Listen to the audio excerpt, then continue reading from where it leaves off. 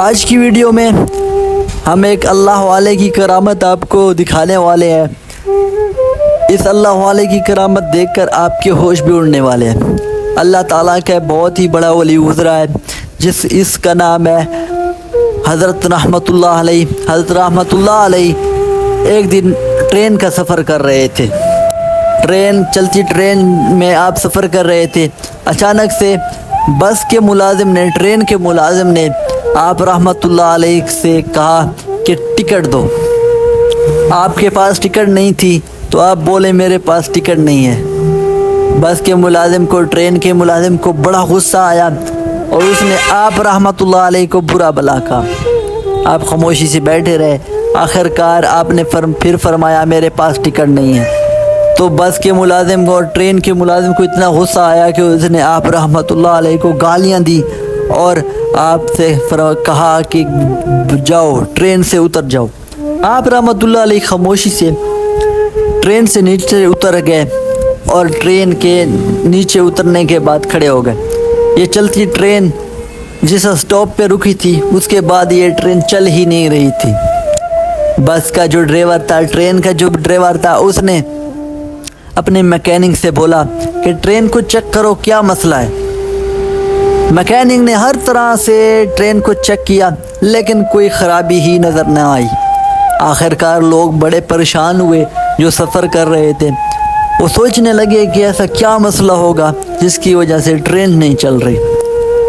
انہی ٹرین کے جو مسافر تھے ان میں سے ایک تھا جس نے یہ کہا ہے کہ اللہ کے ولی کی ابھی ملازم نے جو گستاخی کی ہے، جو گالیاں دی ہیں، وہ کوئی عام بندہ نہیں تھا، وہ اللہ تعالیٰ کا ولی تھا جس کا نام حضرت رحمت اللہ علیہ ہے۔ وہ نیچے کھڑے ہیں، جب تک وہ ٹرین میں نہیں آئیں گے ٹرین نہیں چلے گی۔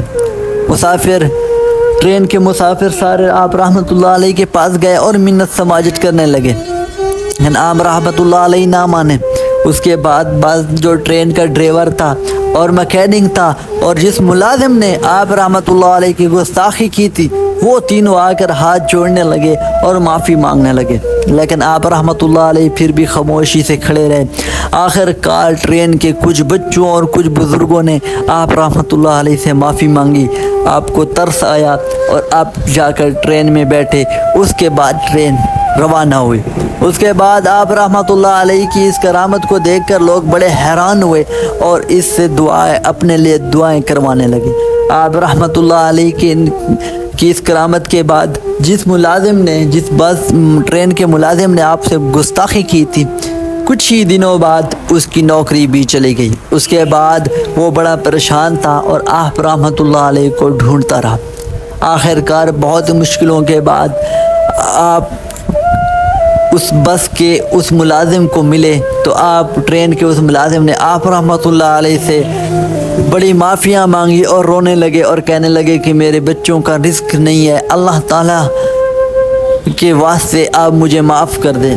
آپ رحمت اللہ علیہ نے اس ملازم کو، ٹرین کے ملازم کو معاف کیا۔ اس کے بعد اس ٹرین کے ملازم کی پھر سے جاب ہو گئی۔ آپ کی یہ کرامت آج بھی بہت سے لوگ اس کرامت کو، اس جگہ کو جانے کر دیکھتے ہیں۔ آج بھی اس ٹرین کی اس جگہ کو جہاں پہ اسٹاپ بنا ہوا ہے، اس کو جو لوگ جا کر آپ کے عقیدت مند جا کر دیکھتے ہیں۔